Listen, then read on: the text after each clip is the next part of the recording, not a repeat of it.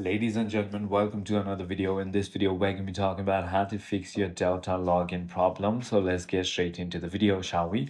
If you're using a browser, all you need to do is simply go ahead and clear your browser or browsing data. In order to do that, all you need to do is go all the way down to your apps in your setting. Then simply go ahead and search for the browser that you are using and scroll all the way down until you find clear history and website data. When you go ahead and do that, it's going to simply go ahead and clear all the temporary cache and other problems.